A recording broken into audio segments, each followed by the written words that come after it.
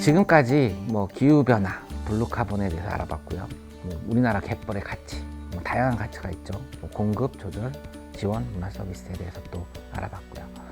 또 우리나라 이제 좀 숨쉬는 바다 만들어 보자라고 이제 얘기를 했습니다. 이러한 많은 이제 과학적인 사실과 어떤 정책의 방향은 결국 우리가 공부하고 그 연구한 결과를 토대로 어떻게 잘 정책적으로 반영이 되는지가 중요한데요. 실제 그동안 많이 지적돼 왔던 이제 사실이죠. 이렇게 행정적인 부분에서 전략을 만들고 정책을 수립할 때 이 과학적 사실이 아주 잘 반영되고 또 그거의 근거로 해서 새로운 정책이 나오는 것들이 중요하게 됩니다. 사이언스 베이스드 폴리시, 이 부분에 대해서 좀 말씀을 드리고자 합니다. 우리나라 해양과학의 수준이 어느 정도라고 알고 계시나요? 사실 우리나라 해양학은 역사가 그렇게 길지는 않습니다. 외국에서는 수백 년 동안 이제 이어져 온 이 해양학의 역사가 우리나라는 불과 50년, 60년 정도 됐다고 보시면 되는데요. 그렇지만 최근 이제 많은 이 해양학 공부하는 우리 학생들, 또 연구자분들, 또 우리 교수님들이 노력을 한 덕에 우리나라 해양과학의 발전이 상당히 높은 수준에 와 있다라고 이제 저는 이제 감히 평가를 하고 싶습니다. 그 중에 이제 한 가지 아주 좋은 연구 사례를 제가 소개를 하는데요. 2017년부터 우리나라는 정부에서 전국 바다를 대상으로 해양 생태계 서비스 가치 평가를 하는 대형 연구 과제를 시작하게 됩니다. 전국 규모가 국가별로 봤을 때 이렇게 전국을 대상으로 이런 해양 생태계 서비스를 평가하는 사례는 전 세계적으로도 거의 없습니다. 우리나라 갯벌의 가치는 지난 2013년에 최초로 약 한 16조 원 정도 된다고 보고된 바가 있습니다. 당시 이 16조 원은 아주 제한적인 자료를 바탕으로 해서 이제 만들어진 것이고요. 제가 지금 말씀드렸던 2017년에 시작된 연구가 이제 21년 올 초반에 이제 마무리가 되는데, 이 연구 결과에서 우리는 여기서 지난 16조 원이라고 말씀드렸던 몇 가지 생태계 서비스 부분을 17조, 18조 원 이상 된다라고 이제 새롭게 연구 결과를 제시하게 됩니다. 과학이 또 진보하고 우리들이 이제 여러 가지 이제 심층적인 분석을 통해서 우리나라 갯벌이 가지고 있는 서비스는 앞으로 더 많아질 것이라고 이제 기대가 되는데요. 21년 갯벌 생태계 서비스 가치 연간 18조 원 확인, 이렇게 해서 이제 최근에 이제 언론 보도가 됐습니다. 우리나라 과학자 연구 성과가 이제 국제 인증을 이제 받게 되는 것이죠. 어떻게 보면은 정말 좀 표현이 재미있을 수 있는데, 똘똘한 과학 논문 한 편 정도가 중요할 수 있다는 거죠. 수많은 과학 논문이 또 나오고 있지만 정말 이 전 세계적으로 최초로 이런 것들을 뭔가 제시한다는 연구는 그 파급 효과가 크고 외국의 학자들도 이제 이렇게 인정을 해준다는 측면에서 매우 중요하다는 거죠. 그러면 과학자가 이렇게 논문을 쓰는 것도 중요한데, 제가 지금 말씀드린 것처럼 그런 과학 논문이 아주 쉬운 말로 일반인들에게 잘 전달돼서 국민들이 잘 알고 또 더 지원해주고 인식이 또 증진되고 하는 부분이 상당히 중요하다. 그 부분을 좀 말씀을 드리고 싶습니다. 우리 이제 해양학자들도 다양한 이제 국제 교류, 또 이제 오션 리터러시라고 해서 요즘 이제 해양 교양에 대한 것들이 이제 화두가 되고 있는데요. 교육, 특히 이제 청소년들, 우리 앞으로의 미래 세대들이 이 바다에 대한 가치를 잘 알고 이게 중요하니까 더 잘 갖고 관리를 해야 된다. 이런 생각들을 해나가는 것이 이제 필요하다고 생각됩니다. 저는 지난 한 15년 정도 조금 전까지 우리 갯벌 얘기 많이 했는데요. 그 중국과 우리나라를 포함한 이 황해권에 대한 연구를 많이 해왔습니다. 중국이 우리보다는 갯벌 면적이 10배 이상 많고, 국력도 지금 우리가 이제 좀 있으면 따라하기 어려울 정도로 될 텐데, 황해 연구만큼은 우리가 좀 주도권을 쥐고 같이 연구를 하자라는 측면에서 연구를 계속 진행을 해왔고요. 2015년도에 제가 이제 황해 생태계 학회라는 것을 만들어서 한중 협력을 통해서 이런 우리나라에서 또 문제가 되는 현안, 또 중국과 같이 공동으로 해결해야 될 과제, 이런 것들을 공부를 계속 해오고 있습니다. 여기에서 이제 중요한 부분은 우리 이제 교수나 뭐 연구원 중심으로 만들어졌지만 우리의 미래 세대라고 할 수 있는 정말 그보다 더 많은 수의 학생들이 해마다 참석을 해서 이 한중 어떤 공동 연구의 네트워크를 돈독하게 쌓아오고 있다는 부분, 그 부분을 좀 이제 강조를 하고 싶고요. 사실은 이제 과학에 기반한 정책의 수립이 중요하긴 한데요. 여전히 어렵습니다. 왜냐면요. 자연과학은요. 우리 이제 이과에서 많이 공부하죠. 정책은 문과에서 많이 공부하죠. 많은 분들이 뭐 다 거쳐왔을 거고, 지금 이제 이 방송을 듣는 청소년 학생들도 문과나 이과 둘 중에 하나일 수도 있고, 뭐 요즘은 좀 크로스로 하기도 하지만, 이 말씀을 드리는 이유는 언어가 달라요.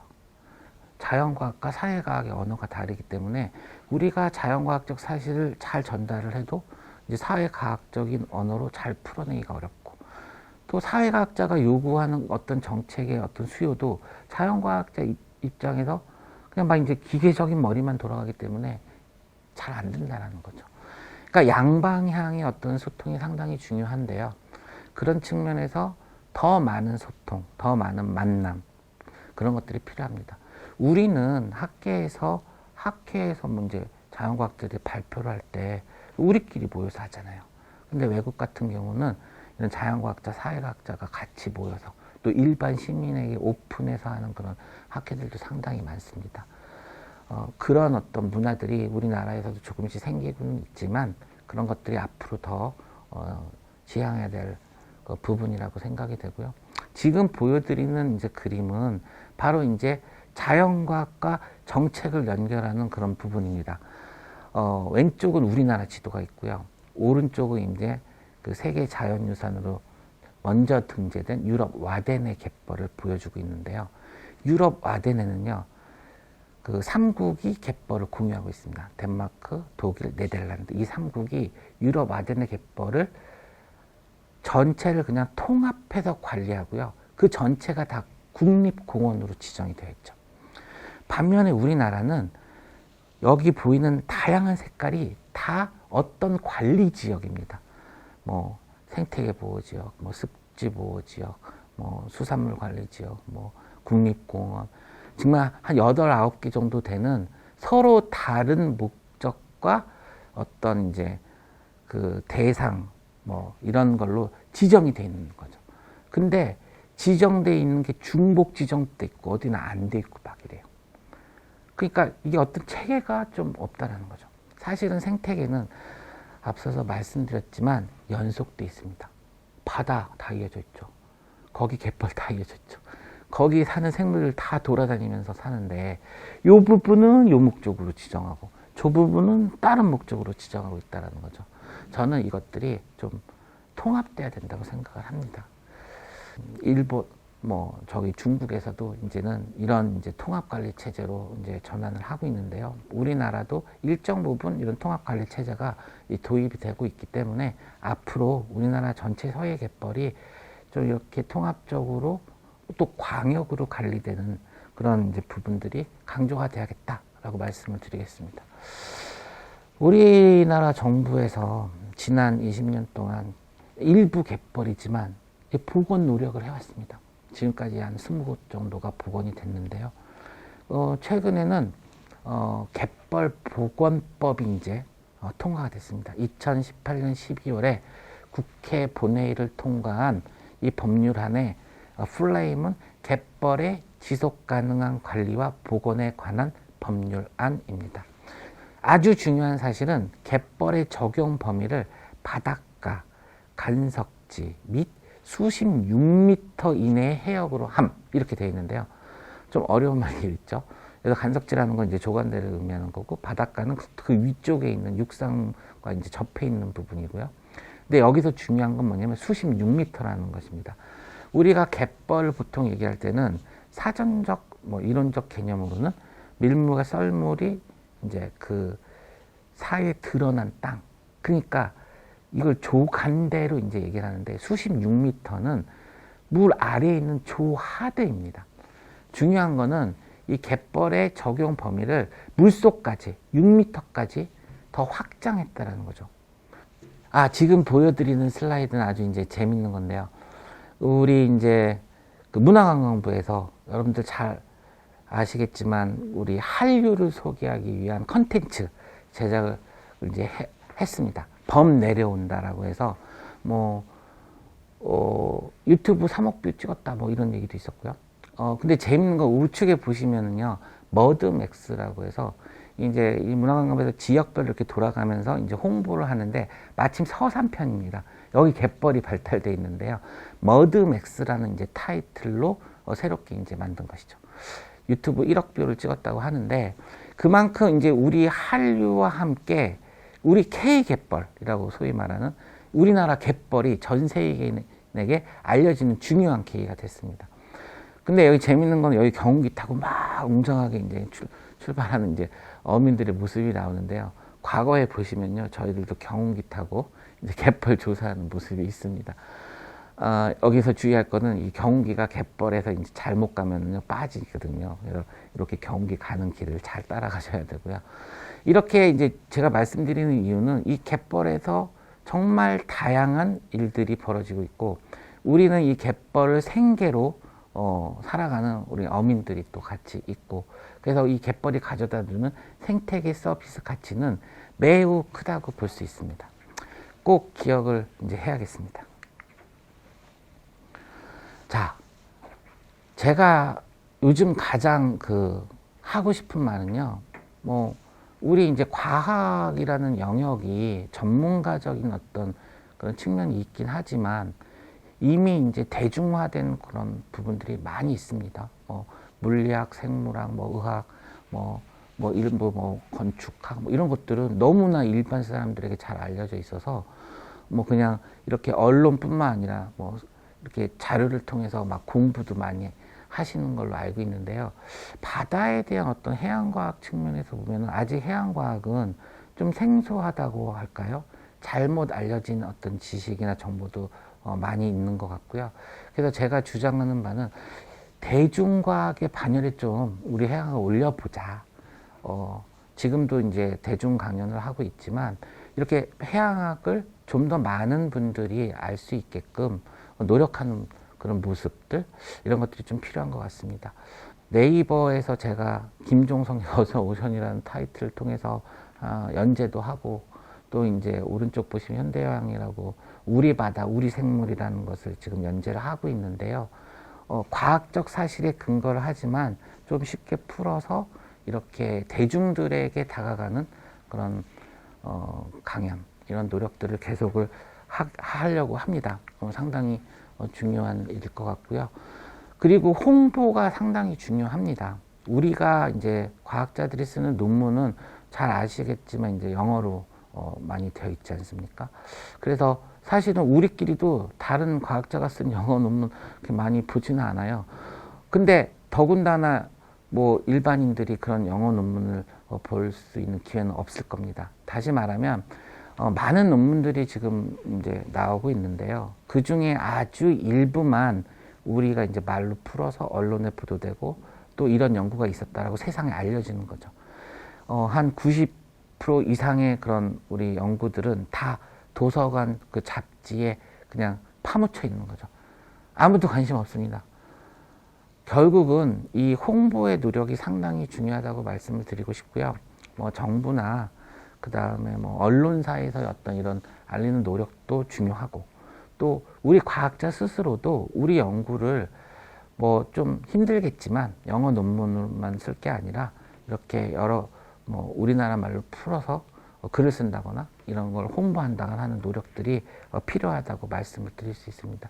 지금 여기 소개되고 있는 내용들은 그동안 저희가 갯벌에서 연구한 해양생물 다양성 세계 최고 수준, 예를 들면 블루카본 흡수 26만 톤, 그리고 우리나라 탄소 중립 어떻게 만들 것이냐 이런 것들을 이제 소개하는 내용입니다. 이런 일들이 지금 많이 벌어지고 있고요. 이런 것들이 더 국민에게 다가설 수 있는 그런 계기가 되기를 바랍니다. 바다의 가치와 역할은 최근 미디어 보도를 통해서 여러분들이 많이 접하고 계실 텐데요. 이 기후변화의 중심에 바로 우리나라 바다가 있고요. 그 바다의 중심엔 다시 갯벌이 있습니다. 갯벌, 그동안 지난 40년 동안 우리가 잃어버린 갯벌이 지금 남아있는 갯벌 정도로 아주 큽니다. 이 갯벌을 다 다시 복원하는 것은 불가능합니다. 지금 우리가 만들어 놓은 모든 방조제, 항구, 이런 시설물들을 다시 없앨 수는 없지 않을까요? 그렇지만 앞으로는 그런 대규모 개발은 반드시 있어서는 안 되고요.